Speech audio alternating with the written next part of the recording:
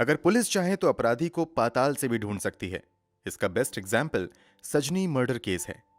26 साल की सजनी नाम की एक महिला की हत्या 14 फरवरी 2003 को अहमदाबाद में हो जाती है। कथित तौर पर यह हत्या घर में लूटपाट के दौरान की गई थी। अभी पुलिस इस लूटपाट और हत्याकांड को सुलझा पाती कि अगले ही दिन इस महिला का पति भी लापता हो जाता है। अब पुलिस इस केस को और लापता पति को ढूंढने के लिए दिन रात एक कर देती है। मामले की गंभीरता को देखते हुए गुजरात के मुख्यमंत्री रहते हुए नरेंद्र मोदी पर्सनली इस केस में इंटरेस्ट लेते हैं और केस की जांच के आदेश देते हैं। फिर पुलिस इस केस को सुलझाने के लिए 6 साल के अंदर लगभग 1 लाख कॉल डिटेल्स की जांच करती है। हजारों लोगों से पूछताछ की जाती है और पुलिस की कई टीम सालों तक एक अनजान शख्स की तलाश में लगा दी जाती है। फिर जो 15 साल की मेहनत के बाद खुलासा होता है, उसके बारे में जानकर हर कोई शॉक्ड रह जाता है। इस केस में पुलिस का काम इतना लाजवाब था कि अपराधी पुलिस से पूछने पर मजबूर हो गया था कि आप बस मुझे इतना बता दो कि आपने मुझे ढूंढा कैसे। पूरी सच्चाई जानकर आप भी हैरान रह जाएंगे। तो आखिर क्या है सजनी मर्डर केस की पूरी कहानी? चलिए जानते हैं सब कुछ डिटेल से वीडियो में। इस कहानी की शुरुआत होती है 14 फरवरी 2003 से। सुबह सुबह अहमदाबाद में रहने वाले ओके कृष्णन नाम के एक व्यक्ति के फोन की घंटी बजती है। ओके कृष्णन फोन उठाते हैं। दूसरी तरफ से उनके दामाद तरुण कुमार जीना राज की आवाज आती है, जो रोते हुए कह रहा था कि घर में बड़ी लूट की वारदात हुई है और लुटेरों ने इस लूटपाट के दौरान उनकी बेटी सजनी की भी हत्या कर दी है। बेटी की मौत की खबर सुनते ही ओके कृष्णन अपने कुछ रिश्तेदारों तथा पत्नी के साथ भागते हुए अपनी बेटी दामाद के घर जाते हैं। जब ये लोग वहां पहुंचते हैं तो देखते हैं कि घर का पूरा सामान बुरी तरीके से बिखरा हुआ है। सामने फ्लोर पर उनकी बेटी की लाश पड़ी हुई है, जिसके गले में दुपट्टा बंधा हुआ है। उसके बगल में ही उनका दामाद तरुण बैठे दहाड़े मारकर रो रहा है। स्थिति को देखते हुए तुरंत सजनी को पास के अस्पताल में लोग ले जाते हैं, मगर अस्पताल में उसे मृत घोषित कर दिया जाता है। अब तक इस मामले की जानकारी अहमदाबाद पुलिस को भी हो जाती है। पुलिस वाले भी भागते हुए क्राइम सीन पर आते हैं और मामले की जांच शुरू कर देते हैं। पहली नजर में ही यह लूटपाट के दौरान की गई हत्या का मामला लग रहा था। इसके बावजूद पुलिस वाले एक एक चीज की बारीकी से जांच करते हैं और घटनाक्रमों को समझने के लिए मृत महिला सजनी के पति तरुण से पूछताछ करती है। इस पूछताछ के दौरान भी तरुण दहाड़े मार मार कर रोता चिल्लाता रहता है। इस कारण पुलिस ज्यादा दबाव देकर उससे कुछ पूछताछ नहीं करती है, बल्कि शव को पोस्टमार्टम के लिए भेज दिया जाता है और आगे की कार्यवाही शुरू कर दी जाती है। तरुण जरूर दहाड़े मार कर रो रहा था, मगर क्राइम सीन पर पुलिस के साथ मौजूद खोजी कुत्ता लगातार तरुण पर ही भौंक रहा था। खोजी कुत्ते की इस हरकत से लोगों के जहन में सवाल आने लगता है कि इस लूटपाट और हत्या में कहीं तरुण का ही तो हाथ नहीं है। हालांकि तरुण की स्थिति को देखते हुए लोग तुरंत ही इस संभावना से इनकार कर देते हैं। कमाल की बात तो यह होती है कि जब तरुण को अंतिम बार हॉस्पिटल में सजनी को देखने के लिए लाया जाता है, तब भी खोजी कुत्ता उसी पर भौंकना शुरू कर देता है। यहां भी कुत्ते की हरकत को नजरअंदाज कर दिया जाता है और मामले की जांच बढ़ती रहती है। पत्नी की मृत्यु की वजह से तरुण की हालत ज्यादा खराब थी, इसलिए पुलिस उससे बहुत ज्यादा पूछताछ नहीं करती है। उसे भी अस्पताल में भर्ती करवाया जाता है। मगर यह क्या, घटना के अगले ही दिन यानी 15 फरवरी 2003 को अचानक से तरुण लापता हो जाता है। पुलिस हर संभव तरुण का पता लगाने की कोशिश करती है, मगर तरुण का कहीं भी अता पता नहीं चलता है। अब लोगों को खोजी कुत्ते के भौंकने का मतलब समझ में आने लगता है। लोग समझ जाते हैं कि सजनी की हत्या में जरूर तरुण का कोई हाथ था। अब पुलिस की कई टीम तरुण को खोजने में लगा दी जाती है, मगर तरुण का कोई अता पता नहीं चलता है। इसके बाद सजनी के माता पिता अपने दामाद तरुण पर ही अपनी बेटी सजनी की हत्या का मामला दर्ज करवा देते हैं। एफआईआर दर्ज होने के बावजूद पुलिस तरुण को खोजने में नाकाम रहती है। 2004 में सजनी के ससुराल पक्ष के कुछ लोगों का लाई डिटेक्टर टेस्ट भी किया जाता है, मगर पुलिस को बहुत ज्यादा कामयाबी नहीं मिलती है। सजनी की हत्या 2003 में हुई थी और अब आ चुका था साल 2006। जब पुलिस वाले सजनी के कातिलों को ढूंढने में नाकाम रहते हैं, तो अब सजनी के पिता इंसाफ मांगने गुजरात के तत्कालीन मुख्यमंत्री नरेंद्र मोदी के पास जाते हैं। पहले कई कोशिशों में तो ये नरेंद्र मोदी से मिलने में नाकाम रहते हैं, मगर किस्मत से इन्हें नरेंद्र मोदी से मिलने का मौका मिल जाता है। पूरी कहानी सुनने के बाद नरेंद्र मोदी गुजरात के आला पुलिस अधिकारियों को बुलाते हैं और सजनी मर्डर केस की फाइल खोलकर फिर से जांच करने का आदेश देते हैं। इसी के बाद 2006 में एक बार फिर से इस केस की फाइल दोबारा खोली जाती है और फिर से जांच शुरू होती है। जांच की जिम्मेदारी तत्कालीन ज्वाइंट कमिश्नर AK शर्मा को दी जाती है। शुरुआती कुछ साल तक पुलिस को कोई कामयाबी नहीं मिलती है। बस साल बदलते रहते हैं, यहां तक कि जांच अधिकारी भी बदल जाते हैं, मगर ना तो सजनी के कातिलों का और ना ही सजनी के पति तरुण का कहीं अता पता चलता है। 6 साल और बीत जाते हैं। अब साल आता है 2012।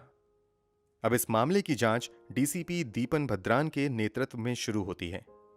DCP दीपन बिल्कुल नए सिरे से इस केस की जांच शुरू करते हैं। सबसे पहले इस केस में शामिल एक एक शख्स के इतिहास भूगोल को खंगाला जाता है। ये टीम अपना पहला टारगेट सजनी के पति तरुण को ढूंढने का रखती है। इसके पीछे की सोच ये थी कि अगर तरुण मिल गया तो बहुत से सवालों के जवाब यूं ही मिल जाएंगे। इसीलिए अगले कुछ महीनों में पुलिस द्वारा कई हजार लोगों के प्रोफाइल की जांच की जाती है। इतना ही नहीं, इन लोगों से जुड़े एक एक मोबाइल नंबर और उन मोबाइल नंबर पर आने जाने वाले कॉल की भी निगरानी की जाने लगती है और सभी नंबर की कॉल डिटेल्स भी निकाली जाती हैं। ऐसे अगले कई महीने तक चलता रहता है और इस दौरान पुलिस की कई टीमें लगभग 1 लाख से ज्यादा मोबाइल नंबर की कॉल डिटेल्स निकालती है, मगर किसी भी नंबर का कनेक्शन तरुण नाम के किसी व्यक्ति से नहीं निकलता है। शुरुआती नाकामी के बावजूद पुलिस वाले हिम्मत नहीं हारते हैं और वो तरुण से जुड़े करीबी लोगों के नंबर पर अपनी पैनी नजर बनाए रखते हैं। खास तौर से तरुण की मां अनम्मा और तरुण के भाई के नंबर पर विशेष निगरानी की जाने लगती है।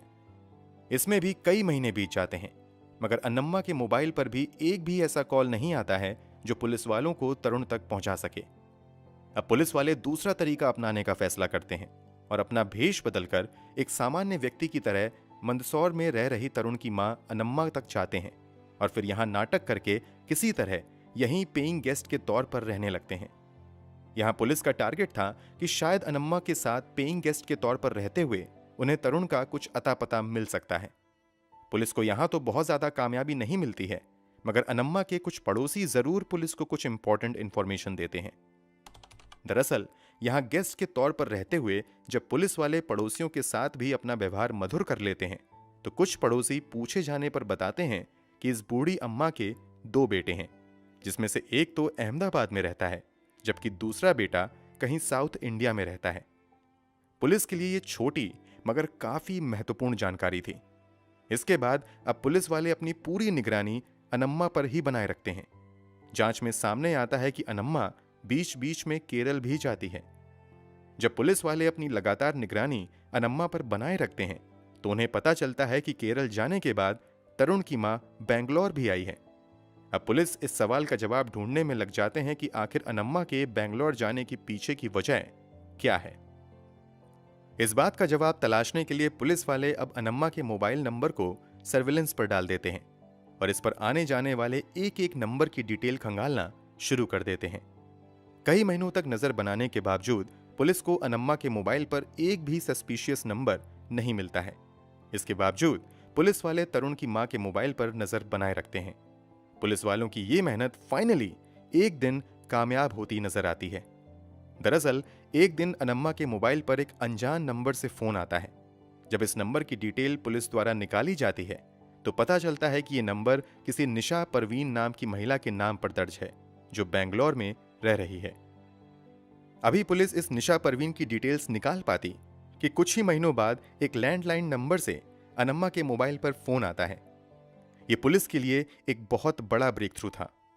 अब इस लैंडलाइन नंबर की डिटेल्स निकाली जाती हैं तो पता चलता है कि यह लैंडलाइन नंबर तो बेंगलुरु में ओरेकल इंडिया प्राइवेट लिमिटेड नाम की मल्टीनेशनल कंपनी के नाम पर दर्ज है। अब पुलिस की एक टीम ओरेकल इंडिया कंपनी के ऑफिस पहुंचती है। इस कंपनी में लगभग 35,000 कर्मचारियों का डेटा था। पुलिस एक एक करके सभी कर्मचारियों का डेटा चेक करती है, मगर उसमें से एक भी कर्मचारी का नाम तरुण नहीं था। अब पुलिस वाले दूसरा तरीका अपनाते हैं और तरुण की वर्षों पुरानी फोटो लेकर कई लोगों को चुपके से इसी ओरेकल इंडिया के ऑफिस के इर्द गिर्द खड़े कर दिया जाता है तथा ऑफिस में आने जाने वाले एक एक व्यक्ति पर नजर रखने को कहा जाता है। कई दिनों की मेहनत के बाद फाइनली एक व्यक्ति दावा करता है कि इस फोटो में दिख रहे शख्स की तरह ही एक व्यक्ति को उसने इस बिल्डिंग में देखा है। अब पुलिस वाले जब उस तरुण जैसे दिखने वाले व्यक्ति का डिटेल कंपनी से पता करती है, तो कंपनी की ओर से कहा जाता है कि पुलिस जिसे तरुण बता रही है, असल में वो ओरेकल इंडिया के एग्जीक्यूटिव परवीन भटेले हैं। पुलिस को समझ आ जाता है कि यहां तरुण अपनी पहचान बदल कर रह रहा है। पुलिस के लिए यह जानकारी बहुत बड़ी थी। अब अहमदाबाद क्राइम ब्रांच की टीम जल्द से जल्द छापा मारकर तरुण को पकड़ना चाहती थी, मगर पुलिस वाले अपना ये प्लान बदल देते हैं, क्योंकि उन्हें लगता है कि अगर तरुण को इस बात की भनक लग गई तो वो लापता हो सकता है। इसलिए अब तरुण को पकड़ने के लिए सिर्फ क्राइम ब्रांच के एक अधिकारी इंस्पेक्टर अनिल चौधरी को सिविल ड्रेस में ऑफिस के अंदर भेजा जाता है। इस दिन तरुण नाइट ड्यूटी कर रहा था। Inspector Anil Chaudhary civil dress में सीधे तरुण के केबिन में जाते हैं और बिना कुछ कहे हेलो मिस्टर तरुण कहते हुए उसकी तरफ हाथ बढ़ाते हैं। 15 सालों में पहली बार किसी ने उस शख्स को तरुण कहकर पुकारा था। तरुण नाम सुनते ही सामने मौजूद व्यक्ति के होश उड़ जाते हैं और वो पसीने पसीने हो जाता है। हेलो मिस्टर तरुण सुनते ही सामने वाले शख्स ने अपना हाथ इंस्पेक्टर की तरफ बढ़ा दिया था। इससे यह कंफर्म हो गया था कि सामने मौजूद व्यक्ति असल में तरुण है, जो प्रवीण भटेले के तौर पर कंपनी से जुड़ा हुआ है। तरुण की पहचान होते ही इंस्पेक्टर अनिल तुरंत नीचे मौजूद अपनी टीम को खबर करते हैं और तुरंत वो तरुण से कहते हैं कि अब तुम्हारा खेल खत्म हो चुका है, चुपचाप मेरे साथ चलो। तरुण समझ चुका था कि 15 साल तक जिस पहचान को उसने छुपाए रखा, पुलिस ने उसका पता कर ही लिया। इसलिए वो भी बिना किसी विरोध के पुलिस के साथ चलने लगता है। चलते हुए तरुण बस पुलिस से एक सवाल का जवाब पूछता है कि आप मुझे बस इतना बताओ कि आपने मुझे ढूंढा कैसे। 25 अक्टूबर 2018 को तरुण को गिरफ्तार करके अदालत के सामने पेश किया जाता है, जहां से आगे की पूछताछ के लिए उसे पुलिस के हवाले कर दिया जाता है। अब पुलिस पूछताछ में कई चौंका देने वाले खुलासे होते हैं। पुलिस सबसे पहले 15 साल पहले मरने वाली सजनी के बारे में तरुण से पूछताछ करती है। इस बारे में खुलासा करते हुए तरुण बताता है कि दरअसल घर में कोई चोरी नहीं हुई थी, बल्कि सजनी के साथ शादी करके वो खुश नहीं था। वास्तव में तरुण का लव अफेयर किसी और के साथ चल रहा था, मगर परिवार वालों की बातों में आकर वो बैंक में काम करने वाली सजनी नाम की महिला से मिलता है और फिर 2002 में सजनी से ही शादी कर लेता है। बहुत जल्द वो इस शादी से ऊब जाता है और फिर वैलेंटाइन डे के मौके पर अपनी गर्लफ्रेंड से वादा करता है कि वो उसे एक बहुत बड़ा गिफ्ट देने वाला है। इसी के बाद वो भोपाल में स्थित अपने हीरा पन्ना अपार्टमेंट में आता है तथा अपनी पत्नी की दुपट्टे से गला दबाकर हत्या कर देता है। इसके बाद वो घर का सारा सामान इधर उधर बिखेर देता है और फिर घर में लूट का नाटक करता है। पहले तो पुलिस का खोजी कुत्ता तरुण पर शक जताता है। उसके बाद पूछताछ और शुरुआती जांच में शक की सुई तरुण की तरफ ही घूमने लगती है। इस कारण मौके का फायदा उठाकर अगले दिन तरुण वहां से भाग जाता है। यहां से भागने के बाद वो अपनी गर्लफ्रेंड के पास जाता है और उससे कहता है कि मैंने अपनी पत्नी की हत्या कर दी है और अब मैं तुमसे शादी करूंगा। इतना सुनते ही गर्लफ्रेंड धक्का देकर तरुण को वहां से यह कहते हुए निकाल देती है कि मैं किसी हत्यारे से शादी नहीं कर सकती। तरुण के खुलासे के मुताबिक इसके बाद वो भोपाल में रह रहे अपने एक दोस्त परवीन भटेले के पास जाता है। परवीन भटेले कॉलेज के दिनों में तरुण का जूनियर हुआ करता था। यहां आकर तरुण प्रवीण को बताता है कि उसे बिजनेस में बहुत ज्यादा नुकसान हो गया है। अब उसके पास ना घर है, ना पैसा है और ना ही कोई जॉब है, इसलिए उसे कोई काम दिलाएं। तरुण की हालत देखते हुए प्रवीण उसे अपनी ही एक कोचिंग संस्थान में बतौर इंग्लिश टीचर रख लेता है। यहीं काम करते हुए तरुण के दिमाग में शैतानी आइडिया आता है और वो धीरे धीरे प्रवीण से काफी नजदीकी बनाता है और फिर उसका पर्सनल कंप्यूटर भी यूज करना शुरू कर देता है। इस दौरान वो चुपके से प्रवीण के सभी डॉक्यूमेंट्स और कॉलेज का सर्टिफिकेट स्कैन कर लेता है। तरुण उन डॉक्यूमेंट में प्रवीण की जगह अपनी फोटो लगाकर खुद ही प्रवीण भटेले के तौर पर जीने लगता है। इन्हीं फर्जी कागजों का इस्तेमाल करते हुए तरुण प्रवीण भटेले के नाम पर वो पासपोर्ट समेत दूसरे सरकारी डॉक्यूमेंट्स भी बनवा लेता है। कुछ समय तक वो इधर उधर समय बिताता है और फिर 2012 में बेंगलुरु चला जाता है, जहां वो प्रवीण के डॉक्यूमेंट के दम पर ओरेकल इंडिया प्राइवेट लिमिटेड में एक अच्छी नौकरी हासिल कर लेता है। इस नौकरी के बदले कंपनी से उसे 22 लाख रुपए का सालाना पैकेज भी मिलता है। वो कंपनी की ओर से 3 बार अमेरिका के दौरे पर भी जाता है। कमाल की बात तो ये थी कि वो ये दौरा और जॉब सब कुछ फर्जी दस्तावेज के दम पर कर रहा था, मगर कभी भी पकड़ा नहीं गया। 2012 में ही प्रवीण की मुलाकात निशा नाम की एक लड़की से होती है।